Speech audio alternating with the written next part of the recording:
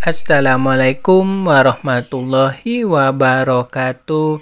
Apa kabar teman-teman semua? Semoga sehat selalu dimanapun berada. Nah, di konten kali ini saya akan membahas tentang burung murai batu terkena tetelo. Nah, di sini tetelo sendiri itu terkena karena sarafnya, teman-teman semua. Nah, di sini ciri-ciri burung murai batu itu mau terkena tetelo. Nah, di sini burungnya itu biasanya makannya itu kadang-kadang dia tidak mau makan. Terus mangap, ngembangin bulu. Nah, setelah kalau misalkan dia sudah agak parah, itu dia nyengkram aja, dia kayak mau jatuh, nyengklak kayak dia ini ya, kejang-kejang lah seperti itu. Nah, di situ burung murai batunya ini terkena tetelo. Nah, tetelo itu sendiri itu banyak penyebabnya, seperti penyebabnya kalau misalkan dia perubahan cuaca. Nah, yang paling sering itu perubahan cuaca, teman-teman. Misalkan cuaca tidak menentu, kadang panas, kadang hujan. Terus kayak posisi sekarang nih ya, tidak menentu ya, hujan panas itu nggak jelas.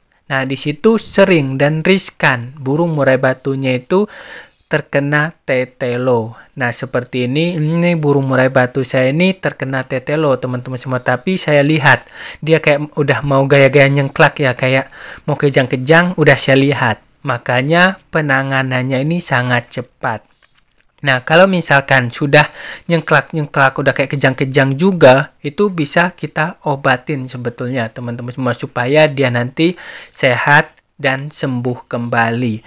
Nah, di sini juga kita ngobatin ini. Ini kita berusaha, teman-teman semua, bagaimana ngobatinnya. Tetapi kalau misalkan dia sehat kembali, itu berarti masih rezeki. Kalau misalkan dia mati, itu belum rezeki. Tetapi saya mengalami 2 burung murai batu saya tetelo. Itu terkena udah nyengklak-nyengklak, dan ini udah saya tahu lah ya, karena dulu pernah pengalaman seperti itu. Nah, di situ alhamdulillah dia sembuh, teman-teman semua. Nah, di situ makanya saya sharing pengalaman ke teman-teman semua bagaimana cara kalau misalkan burung murai batunya ini terkena tetelo. Jangan panik. Kita harus lakukan beberapa cara, beberapa yang harus kita berikan supaya burung murai batunya ini sehat kembali. Walaupun memang kadang-kadang kita, misalkan pemain burung murai batu baru nih main, kadang-kadang kaget, kayak saya dulu nih kaget, oh kenapa nih burung murai batu saya tiba-tiba seperti ini, padahal sebelumnya saya embun, kasih saya jemur, kok saya dikerodong tiba-tiba. Padahal dia masih bunyi. Nah, di situ. Makanya jangan kaget, jangan ini ya, tergesa-gesa, santai teman-teman semua. Nah, ini yang harus kita lakukan jika terjadi atau burung murai batu kita terkena seperti ini. Nah, yang pertama, kita tangkap burung murai batunya. Kalau misalkan kita sudah tahu bahwa ini mau terkena tetelo. Nah, kalau misalkan sudah terkena juga bisa kita langsung tangkap. Nah, ini kita lihat nih, kita menggunakan anti saraf, teman-teman semua. Nah, di sini sendiri anti saraf ini memang saya stok karena kalau misalkan terjadi tiba-tiba. Nah, langsung saya teteskan. Ini agak banyak saya teteskan, teman-teman semua, antara 4-5 tetes nih di mulutnya. Nah, seperti ini. Nah, ini teman-teman semua harus beli. Dan kalau bisa stok anti saraf ini. Kalau misalkan tiba-tiba nanti bisa langsung ambil, bisa langsung teteskan. Jadi tidak beli lagi. Apalagi kalau misalkan rumah teman-teman semua ini jauh ya. Nanti keburu burung murai batunya mati kalau misalkan tidak langsung ditetes. Makanya saya sarankan stok terlebih dahulu. Nah, setelah diteteskan, kita langsung ambil air, kita teteskan juga di mulutnya. Karena kalau misalkan tetelo ini, dia haus, teman-teman. Dia haus, terus nanti dia panas. Makanya setelah kita kasih air minum, kita lepaskan aja di kandang. Nah, ini kondisi burung murai batunya seperti ini. Walaupun dia masih bisa nangkring, Ini kan karena ini teman-teman semua, dia belum terlalu parah. Kalau misalkan dia sudah parah, dia sudah kayak ini ya, kayak kejang-kejang itu tidak bisa nangkring lagi. Nah ini karena saya lihat dan saya tahu kalau ini adalah gejala tetelo, makanya langsung saya antisipasi. Kalau misalkan dia ini juga ya, kayak dia udah kejang-kejang, itu sama. Kita berikan anti saraf dan teteskan air minum terlebih dahulu. Yang kedua, setelah kita teteskan, setelah kita masukkan dalam kandang, ini kita ablak saja teman-teman semua. Nah, saya ablak seperti ini, jangan dikerodong. Karena kalau dikerodong nanti napasnya itu dia sesak lagi.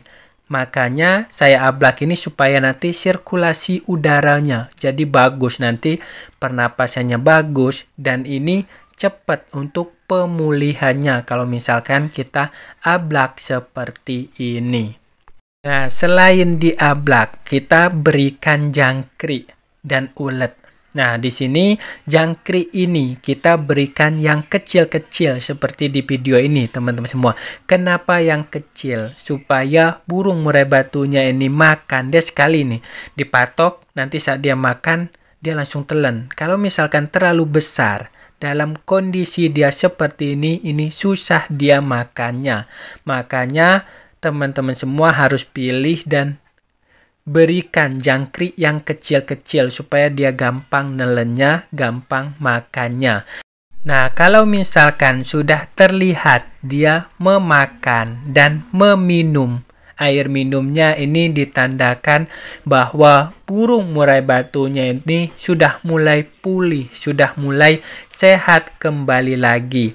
Nah, tetapi kalau misalkan antara kita pemberian anti saraf dan makannya ini tergantung kondisi burung murai batunya sudah parah atau belum. Yang penting kita tunggu saja dan kita ablak sampai dia memakan jangkrik dan air minum yang kita berikan.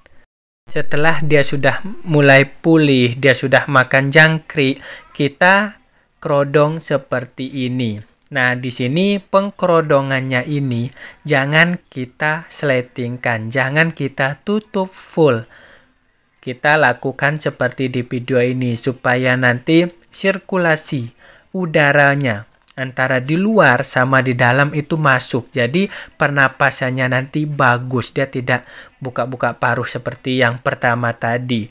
Dan juga kalau misalkan di malam hari tetap kita kerodong seperti ini. Jangan kita sletingin supaya nanti udaranya tetap masuk mau siang ataupun malam hari. Nah, keesokan harinya ini karena burung murai batu saya ini terkena di sore hari sekitar jam 4-an ya. Nah, saya buka di pagi hari, dia udah mulai seperti ini. Nah, tetapi setelah kena, jangan kita embunkan, langsung kita buka seperti ini. Kita berikan ekstra puding. Nah, ini kalau misalkan dia cepat atau lambatnya seperti ini tergantung kondisinya, sudah parah atau belum.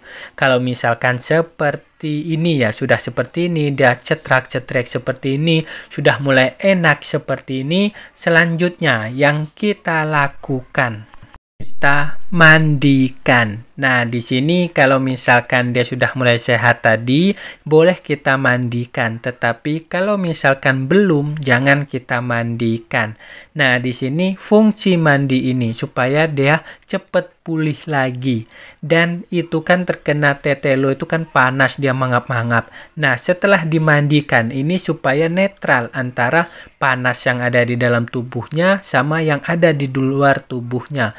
Makanya kita mandikan. Nah, di sini dalam memandikan burung murai batunya ini juga jangan terlalu pagi. Misalkan udah agak panas baru kita mandikan supaya dia tidak terlalu dingin. Selanjutnya saat kita mandikan ini dalam kondisi cuaca itu agak panas. Nah, setelah kita mandikan ini kita angin-anginkan sebentar, langsung kita jemur. Nah, ini penjemurannya ini di pagi hari, jangan siang. Nah, penjemuran ini pun jangan terlalu lama, cukup menghangatkan tubuhnya seperti antara 5-10 menit lah supaya dia agak hangat. Nah, ini yang harus kita lakukan. Jangan terlalu lama dulu. Walaupun burung murai batunya sebelumnya misalkan dijemur 1 jam, 2 jam, tetap kita lakukan itu sekitar 5-10 menit saja.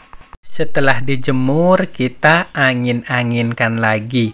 Nah, ini posisinya seperti ini, teman-teman semua. Di hari kedua, dia sudah mulai sehat, dia sudah mulai cetrak-cetrek kembali lagi. Nah, ini setelah kondisinya seperti ini, boleh kita kerodong full. Jadi, kalau misalkan dia masih terkena, itu kan kita lakukan kerodongnya setengah supaya ada sirkulasi udara. Kalau misalkan dia sudah sehat seperti ini boleh kita kerodong.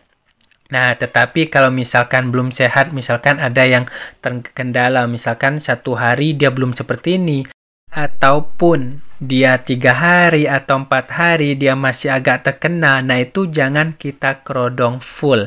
Yang boleh dikerodong full ini kalau misalkan dia sudah sehat kembali lagi seperti ini. Nah, oke teman-teman semua, mungkin ini aja pembahasan di konten kali ini. Saya sharing tentang pengalaman burung murai batunya ini terkena tetelo. Karena kalau misalkan tetelo itu sendiri itu sangat mendadak. Makanya teman-teman semua kalau misalkan memelihara burung-burung fighter ya, terutama seperti murai batu, kacer, pentet, cililin itu sering terkena karena dia kan fighter. Makanya harus stok anti saraf supaya nanti kalau misalkan dia udah terkena langsung boleh kita berikan supaya nanti pemulihannya juga cepat. Kalau misalkan lambat itu bisa berakibat burung murai batunya itu mati, ataupun nanti dia mau sehat kembali itu pemulihannya lama kalau misalkan tindak lanjutannya ini lama. Terima kasih banyak. Kalau misalkan bermanfaat, jangan lupa teman-teman semua subscribe, like, dan share. Dan kalau misalkan mau ditanyakan, silahkan komen di dalam kolom komentar di bawah ini. Ataupun bahas ini silahkan juga. Dan juga bisa WhatsApp saya. Nomornya ada di deskripsi. Terima kasih banyak. Salam sukses semua. Salam kicau mania. Wassalamualaikum warahmatullahi wabarakatuh.